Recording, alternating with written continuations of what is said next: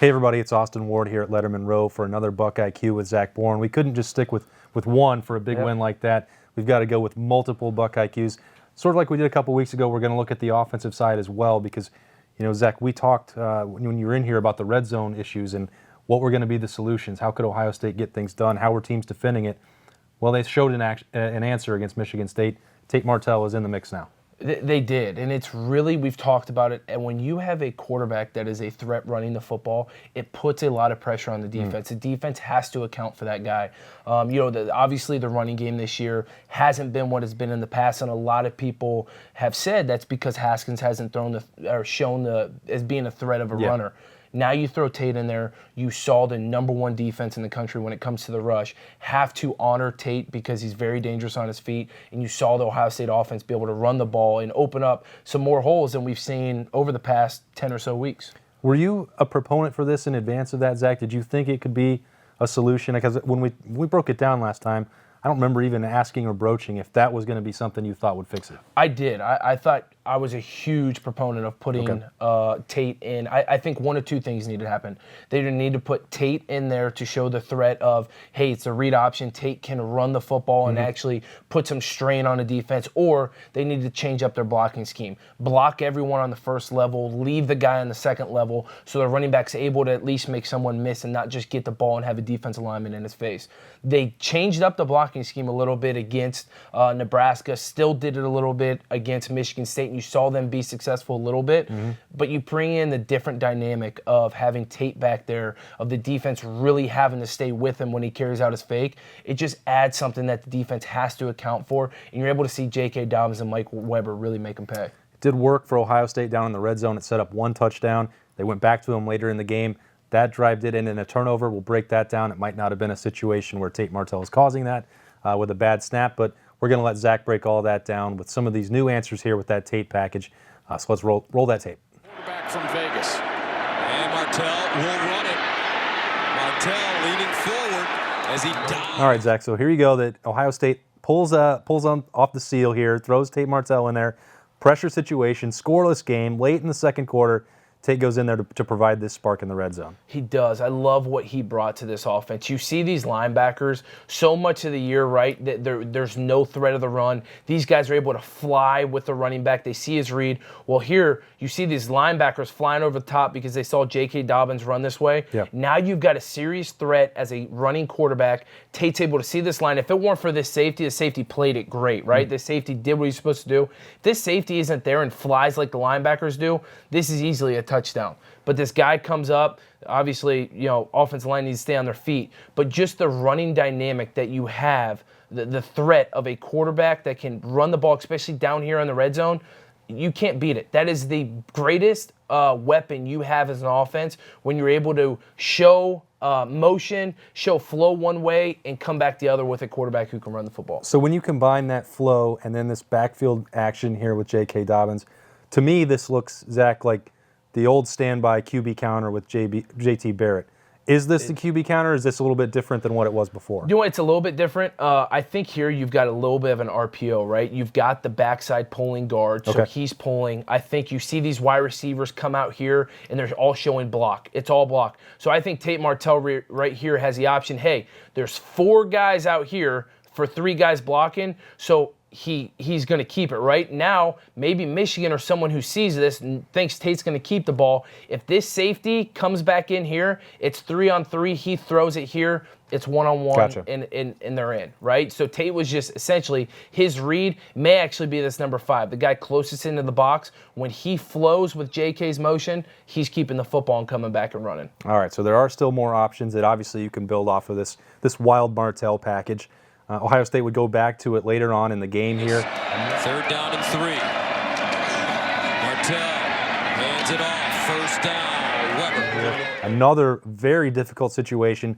3rd and 3. Ohio State's trying to put the game away. This is when you love the read option. This is what Tate does. So many times this year, this defensive end has been crashing and getting the running back at the line of scrimmage. We've seen however many runs that have gone for 0 gain or a tackle for a loss. when Tate is in the game, this guy slows down a step, maybe even two, right? So when Mike Weber gets the ball, so many times this guy's crashing, it makes a play right there. But instead, he has to honor Tate, has to keep his eyes on Tate, has to slow play it, and Mike Weber's able to keep the ball straight up the middle. Actually, if Tate wanted to, if it probably wasn't 3rd and 3 this late in the game, he probably would be able to keep it and come around and may go for a touchdown. But 3rd and 3, he's doing his job, making sure this guy's holding his ground to make sure he's responsible for Tate, and then Mike Weber's able to hit the hole. And we see how big that hole is. Now you're able to see how wide these holes are because you don't see so many Michigan State defenders collapsing on the run. At this point, too, Zach, it's almost like it's so out of tendency from what you've scouted for Ohio State through 9 weeks if you're Michigan State. It's like there's a whole lot of space up here. It almost looks like they don't expect any of this zone read with the quarterback, and they weren't even worried about it. You're right. They weren't. But now Ohio State's going to see this. Obviously, Tate's going to go and film, see this. Look at all this green grass up here if Tate keeps that ball. Now also teams have to play for it, right? So now maybe this linebacker is going to fill over top. Now they have to do certain things that takes guys out of the box, and now Ohio State's blocking it one-on-one. The biggest issue we've seen is so many of these defensive boxes always have a guy unblocked, and they've normally been keeping them on the first level, right? Well, now you saw in Nebraska, they changed the unblocked guy to the second level, and you're able to see the running back get some yards. Well, still, this is the typical read option that JT Barrett has ran for so long, holding this defensive end still on the line of scrimmage, and running backs be able to hit it right up the middle and be able to gash him for some yards. So it's worked here a couple times in tough situations. This didn't end that well with the last play that Tate Martell would get. Great option in short yardage. And bad snap. Martell can't hang on, and Michigan State. And I know that this is a bad snap, but my question is there anything to it where you're maybe a little juiced up? You know there's some different action going on with Tate Martell in there. Does that affect the snap? Is it unnecessary tinkering, I guess is the way I've put it? Or is this just a random happenstance that Tate Martell is back there? Do you know what? This was the same exact play as the first play we just diagnosed. It's the backside pulling guard, running back going. Obviously, this is Tate's read again, right? If he goes with running back, he's going to keep it and come back in. I think from an offense standpoint, this is just Michael Jordan trying to go so hard back on this backside shade. Right. He's not right on him. He's he's in a two technique over the guard. So you see him try and come so hard left that forces a snap the other way, right? It's like a golf swing. If you go left, the ball's going to go right, you know? So granted, I think some people are saying, this is Tate's fault. The whole reason why this was a bad snap is because, Tate was in the game. I think it's the same way even if Joyne is in the game. Gotcha. It is just a bad snap from the get-go, something Michael Jordan's going to get better at, will get better at. But this is essentially the same exact play that we saw on the 6-yard line that we first broke down. And honestly, if you see this, I think Tate may get in for a touchdown right here. Yeah. It seems to be something that a needed wrinkle. I still think there's an element to it, Zach, just from my perspective on the outside. How often do you want to take the best player on the field to the sideline? And that's a difficult balance. Yeah, you know what? I think it's one of those things you won't see it much against Maryland this week. I would think Ohio State would hope to get up early on Maryland, be able to get Tate in the game, which we saw earlier this year against Rutgers, Tulane, and some of those teams where they're able to get Tate, a good chunk of the second half of snaps. Normal quarterback, right? Exactly. Yeah. But I do think in that Michigan game, that Team Up North game, you will see 18 back there. I think probably 10 to 15 snaps that game with different wrinkles, because right now Michigan thinks he's only running the ball these packages. You will see he's going to throw the ball out of here. You'll see some different things that Ohio State's able to be creative about.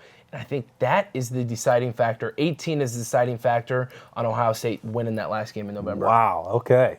So you've got it down here first from Zach Boren heading ahead to November 24th. There's still a Maryland game, and we're still going to break that down here next week. But that's an early key to look for as Ohio State has now unveiled this new Tate Martell package, looking for some answers there. Running game, red zone. That's Zach Boren, as always, helping us out at Lettermen Row with some BuckIQ. I'm Austin Ward. We'll see you next time.